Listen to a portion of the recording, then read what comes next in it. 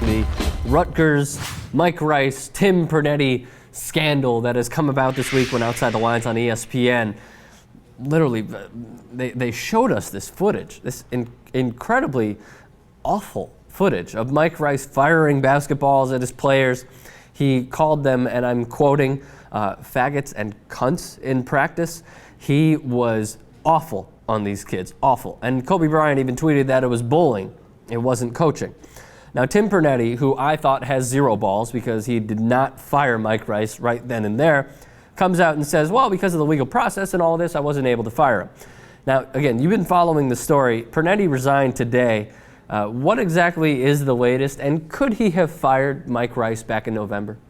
Yeah, of course he could. I mean, if you catch like a whiff of what we saw in those videos, much less seeing the whole breadth of it, if you catch just like 1/10 of that, it's like, boom, get out of there.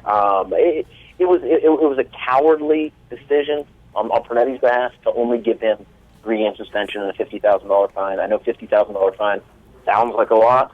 It's less than 10% of his salary. It was cowardly.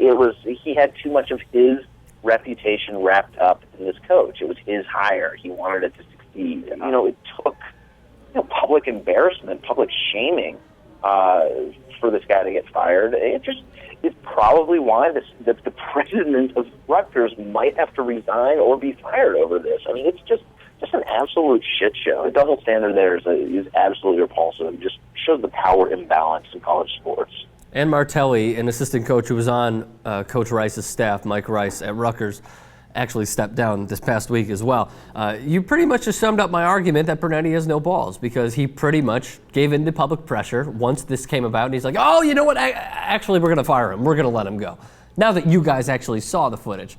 If I saw that, okay, and personally, you could think of this from so many different perspectives and still come out and say, this is ridiculous. This should have never happened. It should have stopped. You could think of the perspective from the family. You're sending your kid thousands of miles away to get an education. Recruiters, they come in there. The coach comes into a recruit's home and says, similar to the Mike McNeil situation, which is an absolute mess at Auburn, but he pretty much said they treat you like, your family right then and there. This didn't look like family. This looked like hard times. This looked terrible. So what exactly, Perneti resigned, which, was obvious that it should have happened, and it should have happened sooner. Coach Rice should have been fired sooner. What exactly could possibly be next for these two? Nothing in coaching. Perneti, maybe he can get something. It's not an athletic directorship, I don't think. I think Rice is done with coaching forever. Who's going to give that guy a second chance? Because it wasn't like he just screwed up once. Bobby Knight was crazy. He did some crazy stuff, and it wasn't a tenth of what this guy did. It's the image that's kind of like seared in our minds of this guy just going ape shit. He was a bully. He was lording his power over his team, and I don't think he should ever coach again at any level. Go get a degree in something where that sort of anger actually helps you. How much was his buyout for, Reed? I think it was over $1 million, wasn't it? $1 million, yeah.